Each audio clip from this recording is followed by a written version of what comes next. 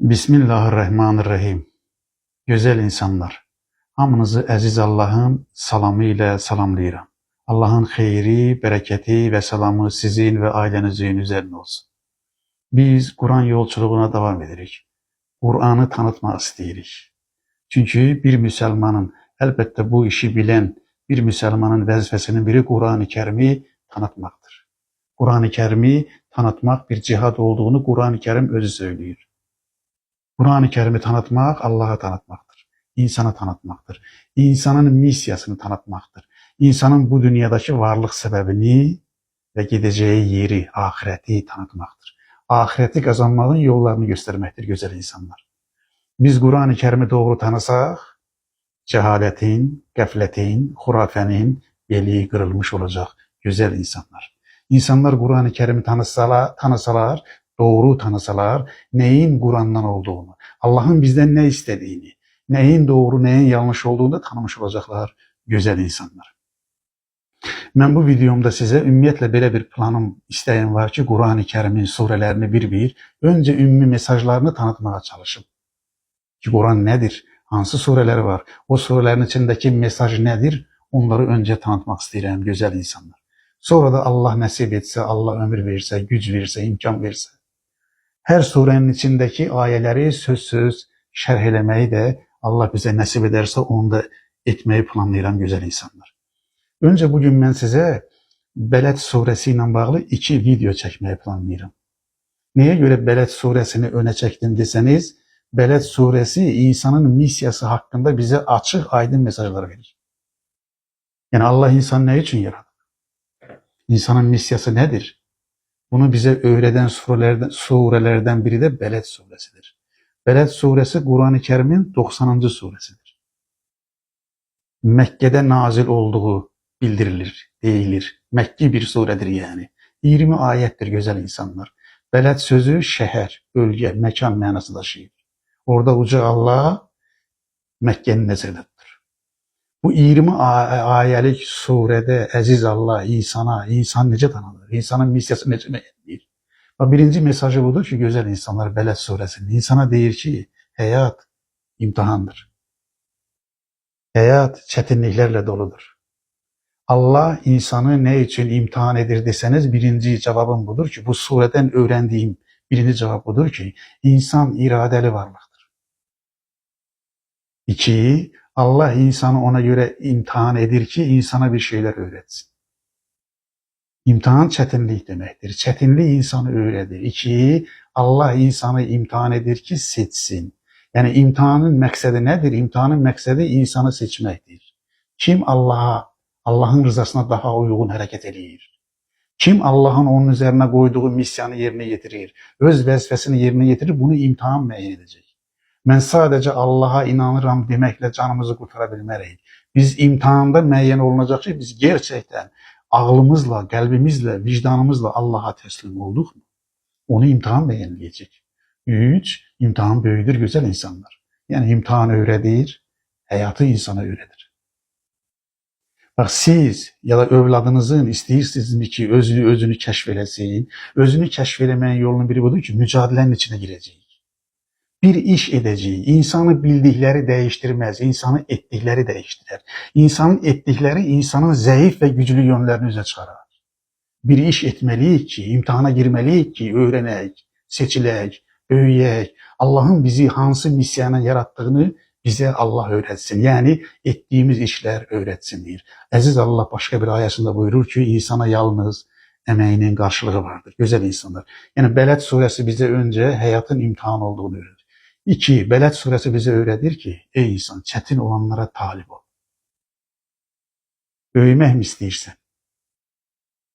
Özünü kəşf etmək mi istəyirsən? İlahi rızanı qazanmaq mı istəyirsən? Çətin olana talib ol. Çünki acılar, çətinliklər insanı böyüdür. Böyük bir imtihanın içinə gir. Həyat mücadeləsinin içinə gir. İnsan olmağın haqqını ver. Çətinlikdən qorma. Çətinliyə talib ol ki, böyüyəsən. Mümin kimdir, müsəlman kimdir? Bu surədən öyrəndiyim şeyin biri də budur ki, mümin çətinliklərə talib olan insandır. Mümin imtihanda olduğunu fərq edən insandır. Mümin Allah'ın onun üzərinə qoyduğu imtihan yükünün çekebilen, anlayabilen, görebilen, imtihanın insanı incitmek, ezmek, çetinliklere salmak için değil, eksine insanın özünü keşfetmesini öğretmek içindir güzel insanlar. Bu surenin bize öğrettiği bir mesaj da budur aziz insanlar. İnsana deyir ki bu iş asandır, çetindir diye sual verme. İnsana deyir ki belə sual, belə düşün. Bu mümkündür yoksa mümkün değildir. Bir insan bir şeye çetindir dese ondan el çeker. Bakın mümkündür yoksa mümkün değildir. Mümkündür deyir. Niye göre? Çünkü senden önceki insanlar bunu ettiler. Senden önceki mücahitlere bak deyir. Minlerle insan bunu edipse sen de bunu edebilirsen. Ey insan deyir. Üçüncü, Beled suresi bize deyir ki hayat sert yokuştur. Bakın sert yokuş. Görürsünüz sert yokuş çetinlik demektir. İmtihan demektir. Hayatı Allah belə tanıdı. Hayatla bağlı Allah'ın verdiği ölçünün biri budur. Hayat sert yokuştur. Niye göre sert yokuştur? Bu ilerleyen merhalede onu açıklamaya çalışacağım güzel insanlar. Sert yokuşun tarifini, sınırlarını Allah gösterip verir. Onu da ben inşallah açıklamaya çalışacağım. Dördüncü mesaj ondan ibarettir ki Beled suresinin verdiği dördüncü mesaj odur ki insan, dikkat edin burasına, mesuliyetli varlıktır. Allah buyurur ki ey insan, Allah seni boşuna gezesen diye, öz keyfine yaşayasan diye yaratmadı. Sen mesuliyetli varlıksan. Beled suresi insana mesuliyetini öğretir. Bakın burada mesuliyet sözünü daha yaxşı kavramak için bir şey ölçü diyeyim ki mesuliyet sözüyle sual sözü eyni köktendir. Güzel insanlar deyirəm ki mesuliyet sözüyle sual sözü eyni köktendir. Deyirsiniz ki her ikisi Ərəb sözüdür. Deyirsiniz ki müəllim bu mesuliyet sözüyle sual sözü arasında ne alaka var? Bakın benim geldiğim qənaət, gördüğüm qənaət budur ki bakın sual ve mesuliyet eyni köktendir deyirəm. Köktaşdır deyirəm. Mesuliyet o şeydir ki size ondan sual verilecek. Neyin mesuliyetiz? O şeyin ki mesuliyeti sizin üzerinizdedir. Allah ondan size sual verilecek. Bakın mesuliyetle sualın alakası budur. Nedir belki onları saysam ne diyebilirim? Birinci budur ki Allah'ın insan üzerinde hakkı var. Allah'ın bize vereceği sualın biri budur. Ey insan, Allah'ın üzerindeki hakkını yerine getirdin mi? Bakın mesuliyet odur ki ondan sana sual verilecek deyirəm. Allah'ın üzerimizdeki hakkı var deyirəm. Allah'ın üzerimizde hakkı var yani. Çünkü bizi o yaradıp, yoktan yaradıp, var eləyib bizi.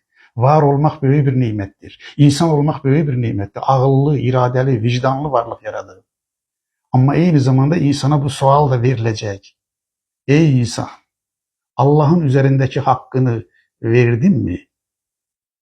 Beled suresi bize öğretir ki Allah'ın insan üzerindeki hakkı budur. Yani bir insan eğer istəyirsə ki Allah'ın onun üzerine koyduğu o hakkı yerine getirsin, onun hakkı nedir?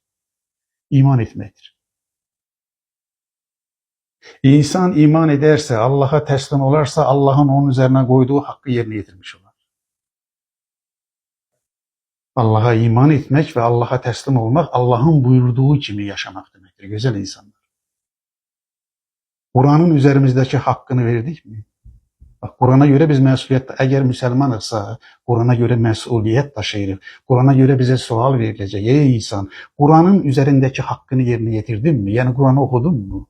Anladın mı? Öğrettin mi? Yaydın mı? Kur'an'ın buyurduğu gibi yaşadın mı? Bakın mesuliyetimizin ölçüsü bu meyilleyecek. 3. Ey insan, Allah'ın Resulünün, Allah'ın Resullarının hakkını ödedin mi? Allah'ın Resullarının üzerimizdeki hakkı nedir deseniz, örnek olmaktır. Yani ey insan, ey Müslüman olduğunu iddia eden insan, Allah'ın Resulünü örnek olarak seçtin mi? Allah'ın Resulünün, Allah'ın Resullarının ettiğini ettin mi? Yani hayri, bereketi yaydın mı? Ey insan, sen öz hakkını verdin mi? İnsan olmağın hakkını verdin mi? İnsan olmağın hakkı nedir? Emri bil maruf, nehi enil münkerdir. İnsan olmağın hakkı hayri, bereketi çoğaltmak, zulmün, pisliği, şerrin karşısında durmaktır. Güzel insanlar. Bir insan hayri çoğaltarsa, adaleti çoğaltarsa, merhameti çoğaltarsa insan olmağın hakkını verebilir. İnsan olmanın hakkı sadece yeme, içme, istediği gibi gezmek değildir. Bir misya yüklenmektir. Xeyri yayma misyası, ədaleti yayma misyası, elmi, adalet, təhsili yayma misyasıdır güzel insanlar. Emri bir maruf budur. Nehi enil münker ve aynı zamanda pisliklere karşı durmak. Ömrümüzün hakkını verir. Bəs ömrün hakkı nedir diye Allah bizden sorsa, Beled suresi bize ne öğretir? Ömrün hakkı güzel insanlar. Allah bize ömür verir.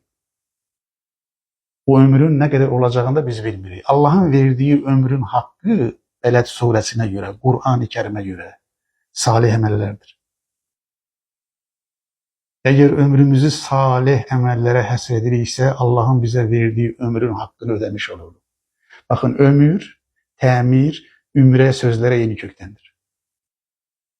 Ömürle temir arasında ne alaka var?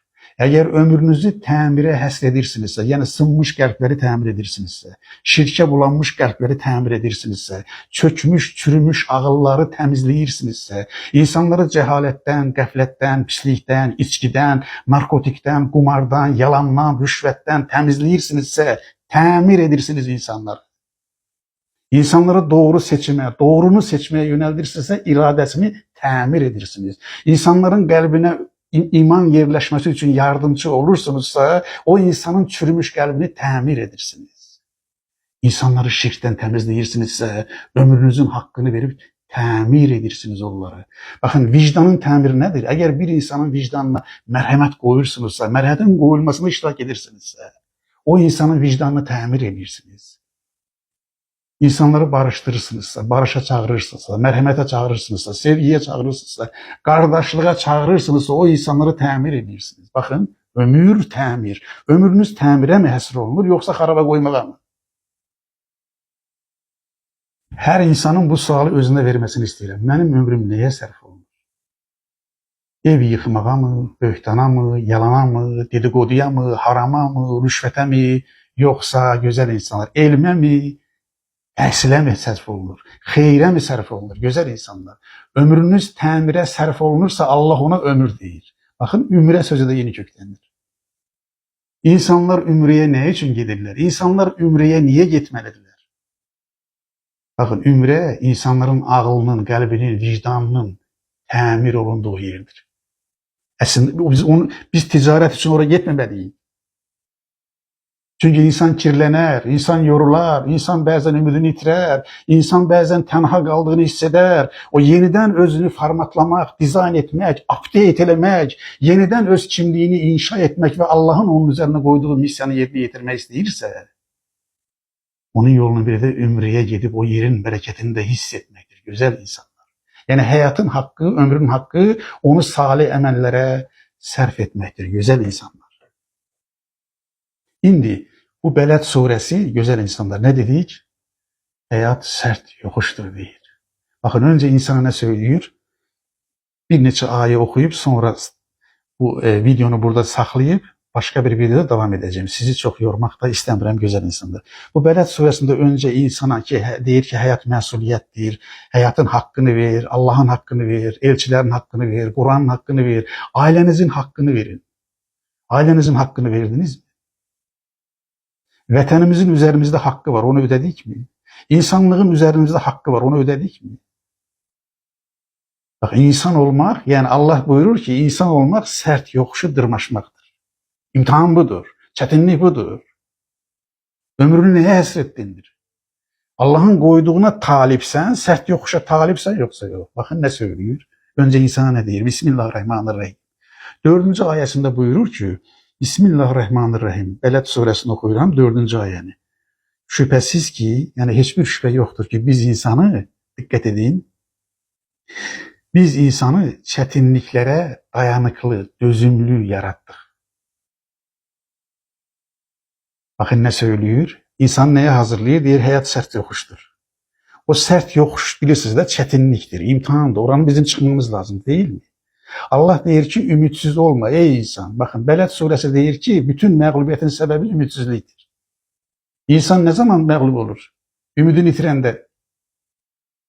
Deyir ki, ey insan, həyat çətinlikdir, doğrudur. Sərt yoxuşdur, doğrudur. İmtahandır, doğrudur. Acı günlərin, sıxıntılı günlərin olacaq, doğrudur. Üzərinə qoyduğu missiya, ey insan, sənin üzərinə qoyduğu missiya çox böyükdür, doğrudur. Amma Allah səni yalnız buraxmayıb ki, Allah buyurur ki, şübhəsiz ki, biz insanı o sərt yoxuşu qalxması üçün, o çətinliyin ötəsindən gəlməsi üçün ona lazım olan səbri, gücü də vermişik deyir. Bakın sonra ne buyurur? Biz ona iki göz, bir dil, iki dodaq vermedik mi? Bakın sual cümlesi kuruyor. Ve Allah insana deyir ki sənə iki göz vermedin mi? Gözü neye göre vermişik? Bak o sert yokuş var ya, gözü vermişik ki həqiqəti göresin.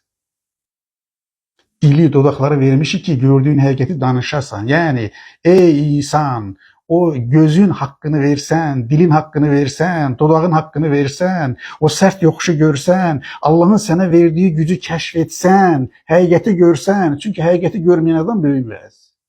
Həqiqət uğrunda mücadele etmeyen adam böyümez. Biz ona iki göz, bir dil, iki dodaq vermedik mi? Bakın sonra ne söylüyor? Əlaqə qurun, ne dedi? İnsana hayat sert yokuştur, çetinliktir, imtihandır. Ancak Allah insana o imtihanı geçmesi için o yükü, o büyük misyanı, o mücadele yükünü taşımak için her türlü imkanı da verip, ağıl verip mi verip, irade verip mi verip, vicdan verip mi verip, fiziki gücü verip mi verip, kitap gönderip mi, elçi gönderip mi, insanın bütün o gücünü, hayatını yeniden dizayn etmek için bütün imkanları verip mi verip?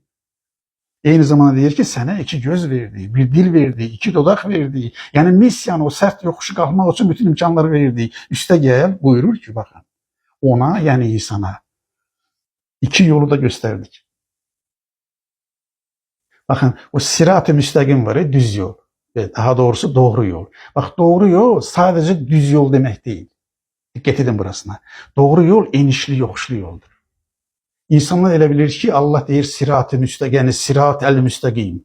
Yani doğru yol, İslam'ın yolu. O İslam'ın yolu biz deyəndə biz belə şose kimi, düppedüz yol değil. Doğru yol çətinliklərlə dolu yoldur, enişlidir, yokuşludur, sıldırımı var, dolambaçlıdır. İnsan o yolları enəcək və qalxacaq və böyüyəcək. Deyir ki sənə o iki yolun ikisini de gösterdik. Hansıdır o iki yol? Allah deyir ki cennete giden yolu da göstermişim, cehenneme giden yolu da göstermişim. Xeyri de tanıtmışım, şerri de tanıtmışım. Kur'an iki yönlü kitaptır. İnsana deyir ki ədaleti de tanıtmışım, zulmü de. Xeyri de, şerri de. Halallığı, haramlığı, halal da tanıtmışım, haramı da. Doğru yolu da, eğri yolu da. Cehenneme giden yolu da, cennete giden yolu da tanıtmışım. Ama ne için bunu söylüyor? Deyir ki sen iradeli varlıqsan, ben yolu tanıttım, seçmek sənə aiddir. Hansı yolu seçeceksen, niye göre insanın üzerine koyup? Çünkü insana irade verir. İnsana deyir ki bak yolları gördün mü? Kur'an okudun mu? Kur'an bütün yolları tanıttı mı? Ve insana ne deyir Allah? Allah buyurur ki insanın seçtiği, insana ancak emeğinin karşılığı var. İnsana ancak seçtiğinin karşılığı var. Seçtiğiniz kaderiniz olacak. Güzel insanlar, hayat seçimden ibarettir. Neyi seçseniz hayatınız o olacak. Hayat seçimden ibarettir diyelim. Hayat tercihtir, seçimdir. Neyi seçseniz hayatınız o olacak diyor. Niye göre? Çünkü iradelisiniz. Bakın neyi seçmek, üste gel dikkat edin. Seçme hakkı da insanındır. Ama seçtiğinin mesuliyeti de insana aittir. Bakın sizin hayatınızın sorumluluğu, mesuliyeti size aittir. Hayat seçimdir. Seçtiğiniz de sizin hakkınızdır. Seçtiğinizin mesuliyet de sizin. Herkes özünün hesabını verecek. Ona göre iki yolu gösterdim. Bakın ne diyor? Gösterdim diyor. Ama seçmek sana aittir. Buyur. Seçirsen. Hayırı seçsen yoksa şerri. Haramı yoksa halalı. Adaleti yoksa zulmü. Cehaleti yoksa elmi seçirsen. Zinanı seçirsen yoksa kanunlu halal yolla kəbinli evliliği seçirsen. Güzel, temiz yaşamağı seçirsen, yoksa narkomanyanı seçirsen, yoksa içkini seçirsen, yoksa yalanı seçirsen, yoksa rüşveti seçirsen. Bak senin işinde ey insan, seçtiğin kaderin olacak. Seçtiğine göre cevap vereceksin diyor. Ona göre deyir ki bakın ne dedi? Hayat sert yokuştur ama insana o sert yokuşu tırmaşmak için bütün gücü verdim diyor. Göz de verdim, dil de verdim, dodak da verdim, yolları da tanıttım diyor. Bakın ne kadar büyük, Allah her şeyi açıklıyor güzel insanlar. Bakın sonra ne söylüyor? Ancak O, yani insan, o sert yokuşu kalkmağı göze almadı. Bakın cahil insanları nəzərdə tutur. Deyir o cahil insan asan yola kaçtı. Bakın adaletin yolu çetindir. Həqiqəti söylemek bedel istəyir güzel insanlar. Bedel ödemeyen peygamber yoktur. Deyir ki bak o sert yokuşta doğruları söylemek, həqiqəti söylemek çok zordur deyir. İnsan o dik yokuş, o sert yokuşu kalkmak istemedi deyir. Bakın son ayəni okuyuram. Burada saklayacağım inşallah. Allah buyurur ki Bismillah. O sert yokuşun, bakın o sert yokuşun ne olduğunu sana bildiren ne olabilir ki? Bak deyir ki sert yokuşu özüne göre tarif edebilmezsen. Allah neye sert yokuş deyirsə, Allah sert yokuşu necə tanıdırsa, Allah hayatın imtihanı necə tanıyırsa sert yokuş odur. Sert yokuşun ölçüleri nedir? Onu sıradaki videoda size çatdıracağım. Allah bir açıklamıştır güzel insanlar. Ne dedik? Bütün məğlubiyyətin sebebi ümitsizliktir. Ümitsiz olan insan çalışmaz. Sert yokuşa talip olmaz. İmtihana girmez. Ümitli olacağız. Kur'an bize ümit verir. İman bize ümit verir. Allah bize ümit verir. Diyor ki güç kaynağıdır bunlar senin. İmanının, ağlının, vicdanın, iradenin hakkını ver, ümidin hakkını ver. Sert yokuşa talip ol ve ondurma. Kalk ondan yukarı değil. Aziz Allah sizin ve ailenizin ümidini artırsın. Sizi sert yokuşa kalkmağa talip olanlardan etsin. Ve o yokuşu görmek, tanımak ve onu kalkmak olan, lazım olan gücü de Allah size nazil etsin. Emin olun ki siz o yokuşu kalkmağa talip olsanız Allah onun gücünü de size gönderecek. Beni dinlediğinize göre size teşekkür ederim. Sağ olun, var olun. Aziz Allah'ın sonsuz, sınırsız merhametine emanet olun. Güzel insanlar.